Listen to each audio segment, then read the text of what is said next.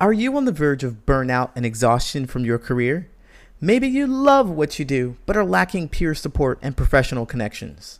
Then you need to come to the 2-day Social Connections Virtual Summit happening September 25th and September 26th.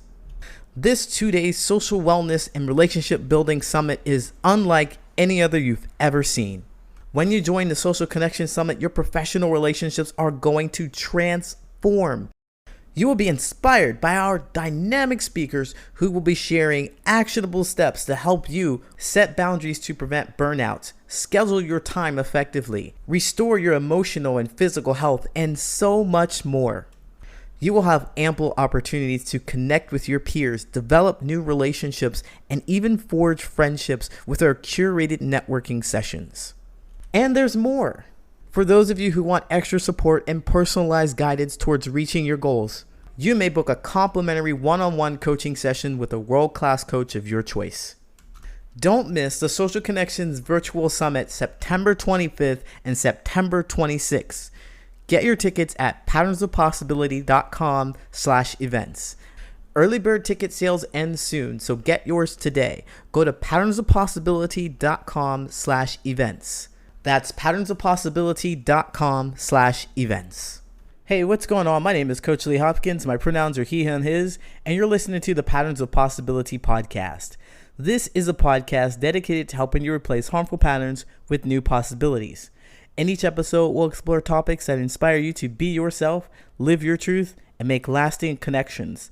In this episode, we're going to talk about the 3 steps towards making friends. The 3 steps that I teach in my program, you're going to hear right now: self-awareness, communication, and discernment.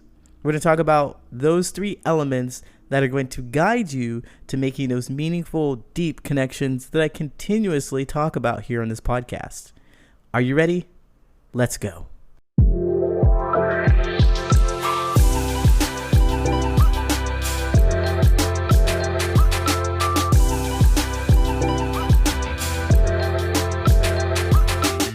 Okay, I'm about to spill a secret sauce. I'm going to give you all right here, just all of it. Well, I'm going to give you a big framework to work within so that you can learn more about how to make those connections that you're looking for out there that really mean something, that can grow with you, that can learn with you, that can appreciate you, that can accept you.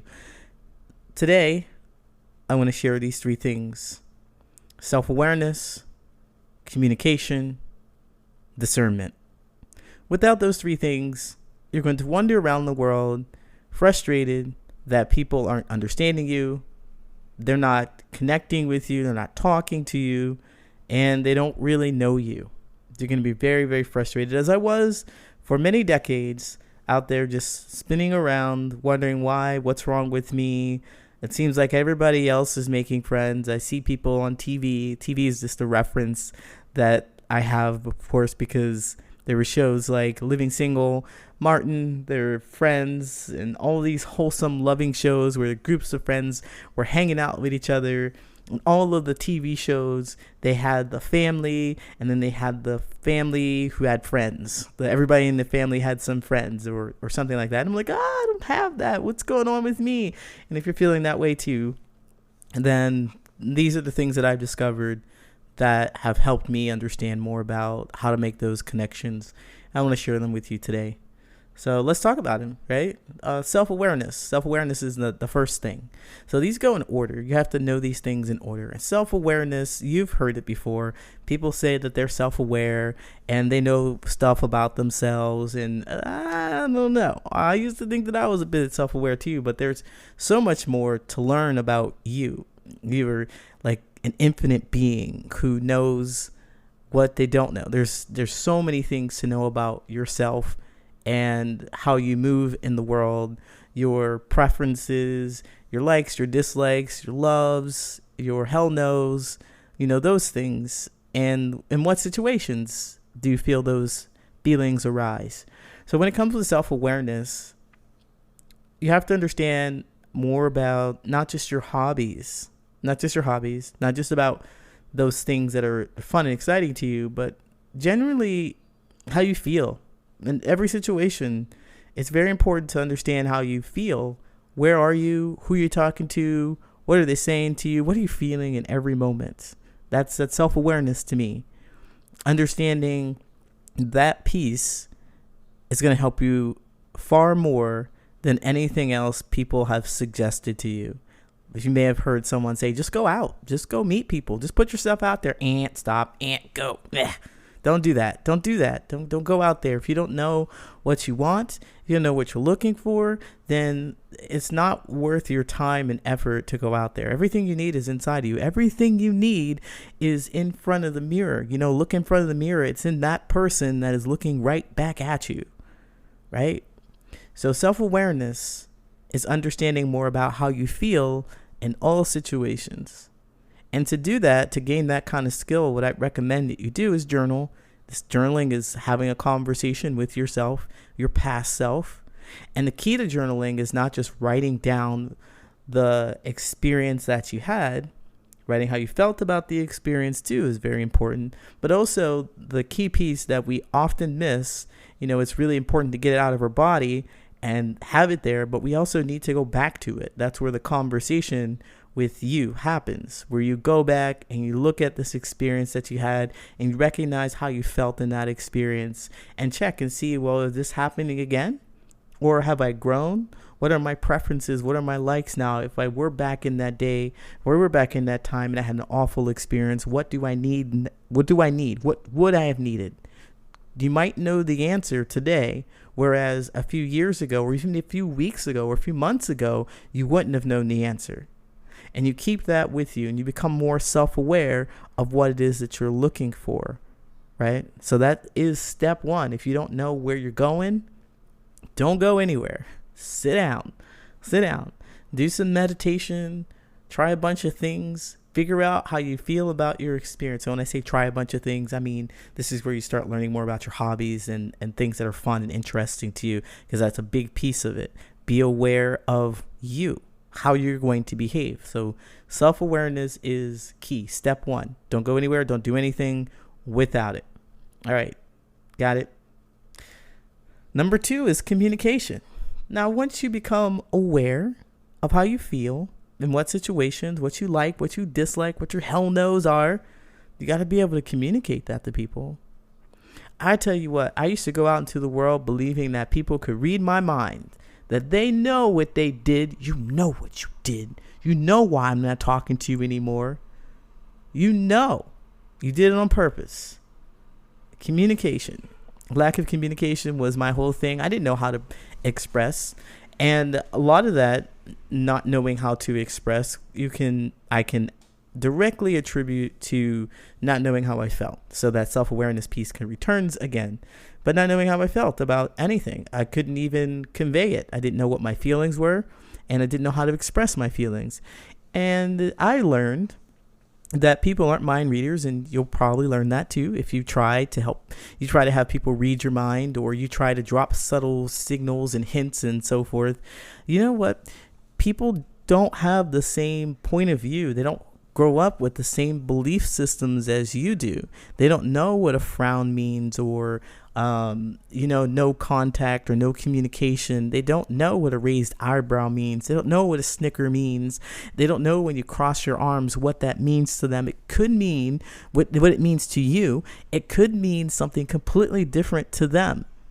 Your wires are crossed. There's a miscommunication, but we do have an agreement on how to communicate, and that is with the language that we are using. The words that I'm saying to you make the same impact. They have the same connotation, or they carry the same meaning of what I'm saying. We all agree that's what I mean. We all agree that the words that I say mean the thing that I say. But even then, if I say it in a different tone, or if I use body language or something along those lines, it might impact you in a completely different way than I intended. So being aware of how you feel and being able to communicate that to another person is where we step into the language of boundaries. We learn what it is that we like, what we don't like, and we share that with other people. And the mindset of sharing this with other people is that they're going to get to know us better. And what scares a lot of people about this piece in communication is that even though you say something clear, kind, and concise like what I teach, people are still going to laugh at you. People are still going to misunderstand. People are still going to disrespect you. Just because you communicate what's going on with you doesn't mean that people are going to accept it or completely understand it. And that could be frustrating. That can be really frustrating. But still, you need to get that communication piece in there, because if you get really good at it, you're going to learn that you've communicated to the best of your abilities, clearly, kindly, concisely. You were on top of it. These are my preferences. This is how I feel. You share that with somebody and you watch how they respond. That's the key. People who understand you, they're going to get those words and they're going to receive that information, right? And then you can connect with them. And this is where the third piece comes in. This is where the third one, discernment, comes in. Discernment really means that you can choose, or you can tell who is really understanding you, really trying, really knows what you're about. When you go out there and you speak to people clearly, kindly, and concisely, you tell them what's going on with them, with you. You tell them what's going on with you and how you feel, what you're looking for. Some people may not know how to communicate. They may not be self-aware. They may play tricks, or they may do things that just don't impact you in a way that you like.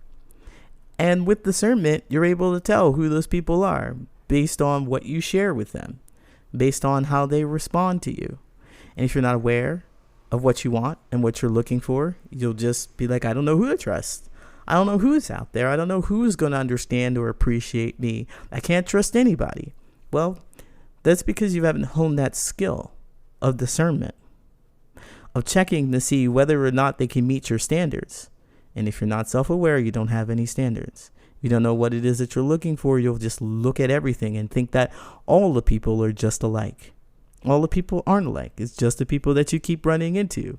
It's just the people that you keep hanging out with, because you haven't chosen to remove them. You haven't figured out what exactly it is, or what exactly their behaviors are that you don't want in your life, or the behaviors that you want in your life, the things that you want people to do, that what you exactly, that you see, right, is exactly what you're looking for. People are going to show you, right?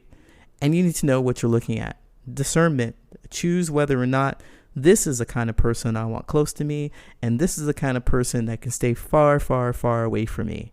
I don't want those kind of people in my life because they do XYZ behaviors, or they say XYZ things, or they hang out in XYZ places, and I don't do those things. It's not necessarily a bad thing. It's just that you have different values. It's not good or bad to reject people. Essentially, that's what we do when we discern. Like, we accept some people because we have the capacity for them. We like them. They accept us. And we reject those people who don't have the capacity. And it's not a bad thing, as I was saying before. It's very necessary. Just imagine you being a really intelligent person who always wants to talk about science, the moon and the stars, and astrology. I think this was called astrology. No, that's the signs, I think. But astronomy, astronomy is the one. You want to talk about those things, and you want to talk about all the equations, and you want to look at the heavens, and you want to buy a telescope, and you just want to be out there going on camping trips and looking at the stars, and that's all you want to do. And you run into somebody who doesn't want to do those things at all. He's not interested in it at all. Think it's stupid, doesn't understand the language and all that. You use your discernment and just be like, look, you're not the kind of person that I want to hang out with. And that's a really easy one. But what if they were a person who is into science, but just not your science? They have overlapping qualities. They have qualities that you like about them, overlapping hobbies in some way, and use your discernment to decide what things you're going to do with this person and what things you won't do with this person. Discernment is a very, very powerful skill. It'll keep you from getting hurt. It'll keep you from believing in a person and trusting them to do something that they never were going to do. Their actions and behaviors never showed you that they were going to do any of this kind of stuff. You just imagined and you made it up, right? So discernment, very powerful piece. So with that said, let's recap this. If you're out there and you want to make friends, you want to connect with people authentically, deeply, self-awareness is key. Step 1, don't go anywhere unless you know what you're looking for. Step 2, communication. After you figure out what you're looking for, talk to people about it. Tell people what you don't want. Tell people what you do want. See how they respond.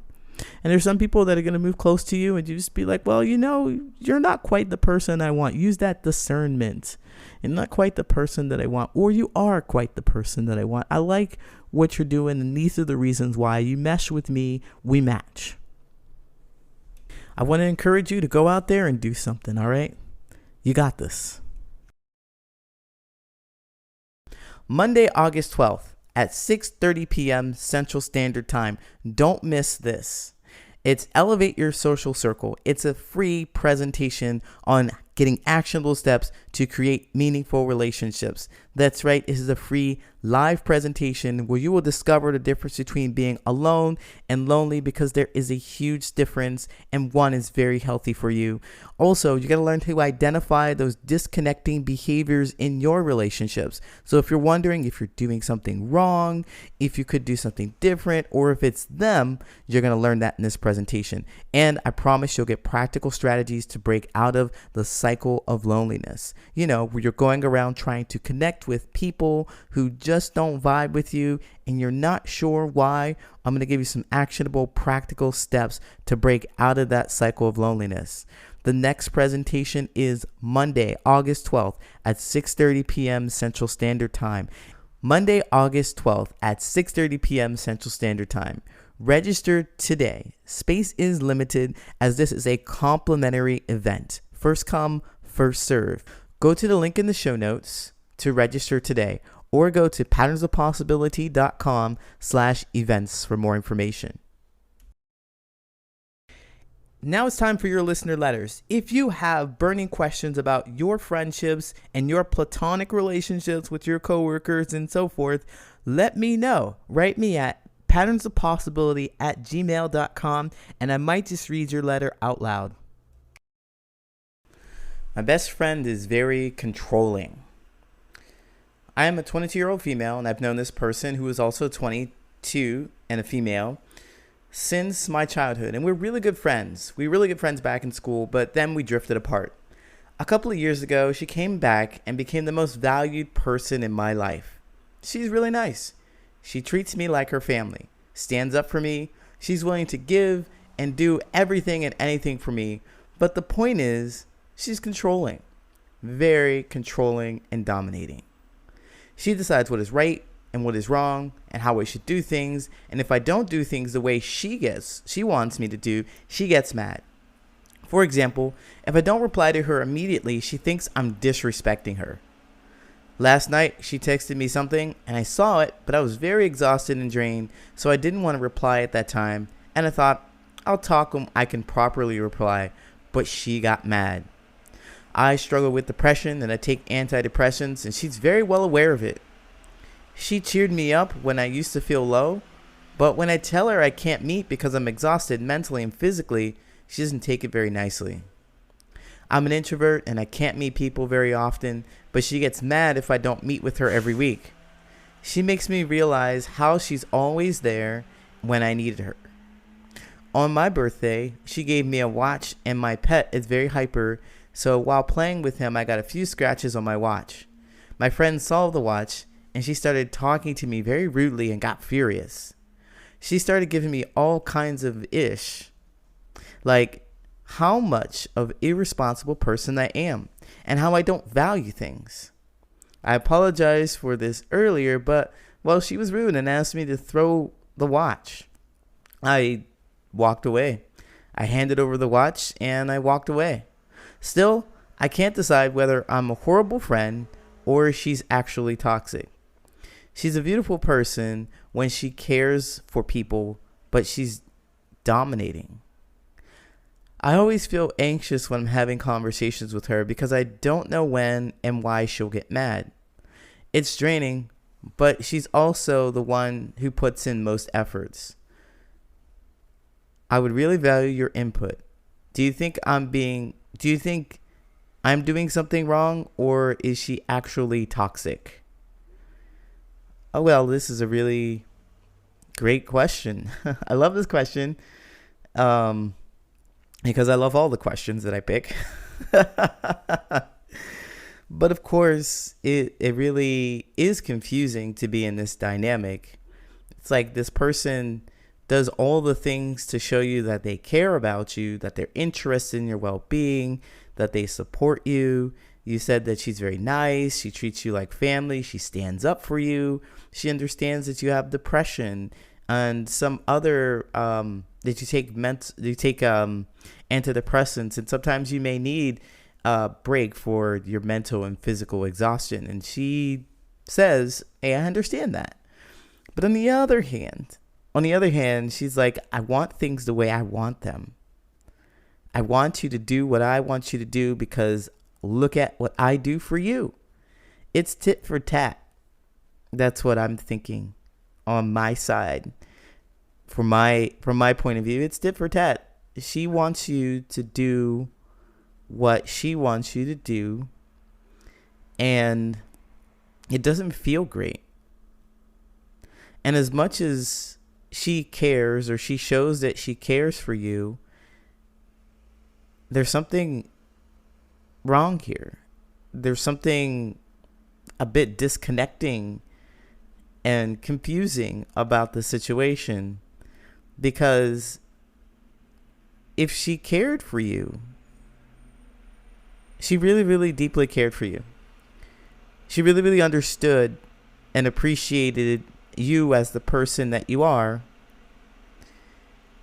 She would also accept the fact that you sometimes don't want to get out of bed, or don't want to leave your house, or don't want to answer your phone. It seems like she wants absolute control over you. And it feels like you're obligated to do those things. It seems like from your end, you may believe that you're obligated to do those things for her because, look, she's putting in the most effort. Nobody else is doing what she does, and that makes her absolutely amazing. And we have this natural desire as humans to want to reciprocate the love and respect that we believe we're getting. And it just absolutely comes out. If you've never read this book called Persuasive, I think it's called Persuasive by Robert Cialdini. Yeah, Robert Cialdini. If you've never read that book, I highly recommend you pick it up. It's actually a sales book, and they talk about the 6 things that will get people to be persuaded by the things that you do. And one of the things that people do is give to get. Like, I give you something, and some people expect you to do the thing in return or do something in return. But also, if I give you something, if I give you my time, my attention, my energy, a physical gift, then you will want to reciprocate that, because that's just part of the human thing that we do. We're like, I want to give back. I want to give back. And so she's giving you all the nice things, but there's a price. She's not just giving it to you just because she cares about you. And you would know this is true because of the way you feel about receiving her attention, her gifts.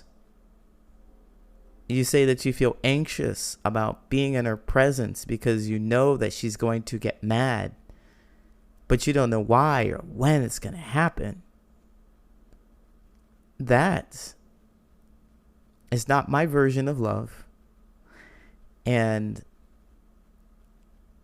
it's important to pay attention to how you feel about that, how you feel around the people that you're with. So I imagine you may know the answer by what I've just said here, but I'm going to say that your friend is toxic. But I'm going to say it with a caveat, because not just one person is toxic. It's the dynamic. It's the dynamic of the relationship. It's the connection that you have that's toxic. And when I define toxic people or toxic things, it's something that you'd want to change. It's simply something that I want to change. I want to change this person's behavior. I want my friend's behavior to change because I don't like it. The way they're treating me or the way I feel around them doesn't feel good, and I want to change it. And so there's that toxic dynamic.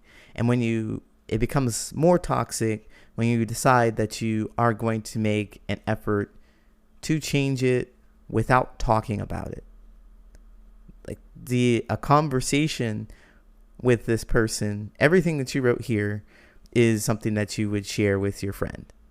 And I think about it, they're your best friend. And you said that they control you, but you have autonomy. No one controls you. You control yourself. And if you had this conversation with her, it's probably, if you're listening to this, you'll be like, oh my God, that's scary. I don't even know what she's going to say. She says she blows up for the most ridiculous things. And if I tell her about how I really feel about her, she's going to explode. It's probably giving you anxiety just hearing that. I get it. I feel you. That's why we don't have these kind of conversations, because we don't know what to say. We don't know how to handle those people's reactions or what's going on with them. And we're like, oh, we might ruin the relationship too. But what if your relationship changed for the better? What if you no longer felt anxious about being with this person? What if they actually heard you and realized that they were hurting you? Because that's essentially what's happening. They're hurting you. You're feeling hurt. You're feeling anxious. And I don't know about anybody else out there listening, but my friends don't cause anxiety. I'm not anxious talking to them about things that are happening in my life. I'm not anxious about talking to them about their behaviors. In fact, my friends want to know. They want to know how I'm impacting them, because deep down in their heart of hearts, it is not their desire to hurt me. It's not their desire to cause anxiety.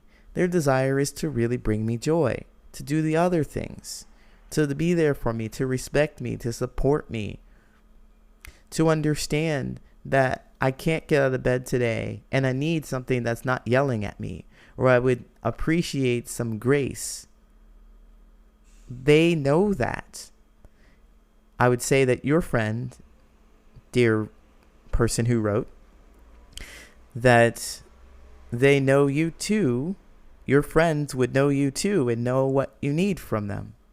And if you aren't telling them, if you're afraid to tell them, then what kind of a relationship do you really have? Is it a friendship?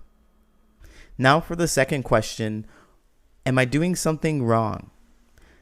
I would say that the thing that's missing from healing your friendship is talking. Everything that you wrote here, say to your friend. I know I already said that earlier, but if you want the thing to change, they have to have the awareness of how they're impacting you. And you also have to be okay with what comes out of it. You may not be friends anymore. And that's okay. There are 8 billion people in this world. There are people who are out there that will understand, appreciate, and accept you as you are. And they won't hold things against you. They won't. Hey, Patterns of Possibility fam. If you'd like a little more guidance and hands-on support, then I've got great news. You can hire me as your own personal coach. Go to patternsofpossibility.com/coaching to apply for individual or group coaching. In this 12-week program, I'm going to help you make the meaningful connections that you deserve. After this coaching program, I promise you'll be able to do 3 things. 1, you'll be able to clearly identify who belongs in your tribe and who doesn't. Say goodbye to those people who are wishy-washy, you're unsure of. No, you will know for certain whether or not they deserve to be in the same space with you. And second, you are going to know that your thoughts and feelings are valid and worth expressing. So if you do have feelings about your friends not holding up boundaries or not holding up space for you or not meeting your needs, then you are not going to shy away from telling them. You will be able to communicate your boundaries in a clear, concise manner and advocate for yourself in your relationships. And finally, you are going to learn how to start and stop conversations with strangers and steer them towards topics that are interesting and important to you.